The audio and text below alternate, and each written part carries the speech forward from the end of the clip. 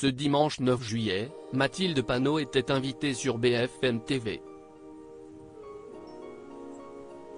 La présidente du groupe La France Insoumise à l'Assemblée nationale a copieusement critiqué le gouvernement et le traitement par les forces de l'ordre de certaines personnes réunies pour la marche en l'honneur d'Adama Traoré, samedi.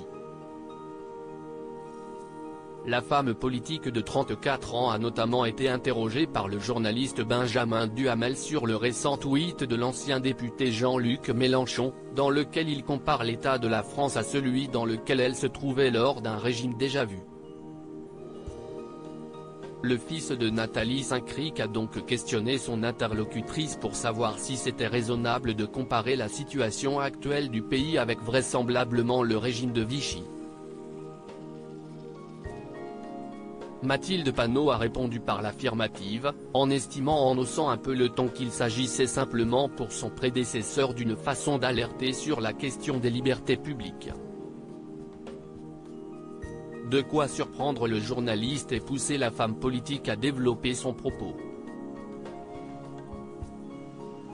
La députée LFI a ainsi évoqué les mises en garde à la fois de l'ONU, du Conseil de l'Europe, de toutes les instances internationales sur ce qu'est en train de faire la France en rétorquant à l'intention de son intervieweur, « Vous devriez vous poser des questions ».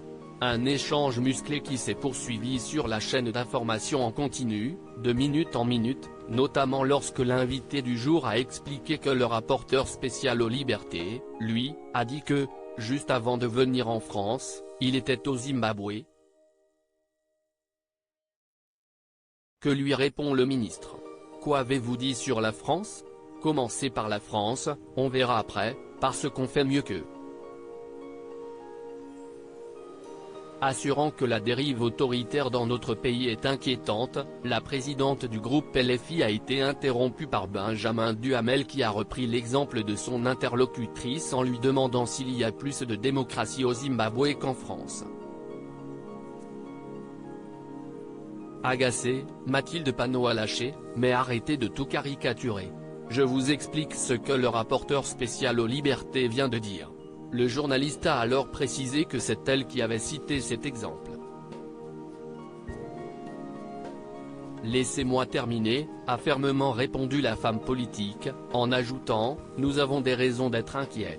Une interview quelque peu chaotique un peu plus tard à l'antenne, elle a été interrogée sur la décision de Gérald Darmanin de saisir le procureur de la République après la publication par l'Oise Hebdo dans laquelle se trouvent des informations personnelles sur le policier en détention qui a tué le jeune Naël.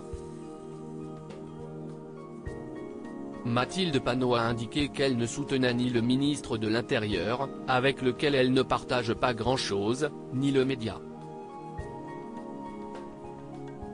Le journaliste a ensuite repris la femme politique en ne recentrant pas la conversation sur ce qu'elle pensait de Darmanin, mais plutôt en soulignant que c'était une publication qui était susceptible de mettre en danger le policier et sa famille. La présidente de LFI a martelé à son intervieweur qu'elle avait déjà répondu à la question qu'on lui avait posée. Mais vous voulez que je dise quoi? Vous voulez faire la réponse à ma place? Allez-y, je vous en prie, a-t-elle balancé, vraisemblablement lassée par les interventions de notre confrère. Article écrit avec la collaboration de 6 médias Crédit Photo, Capture Écran BFM TV.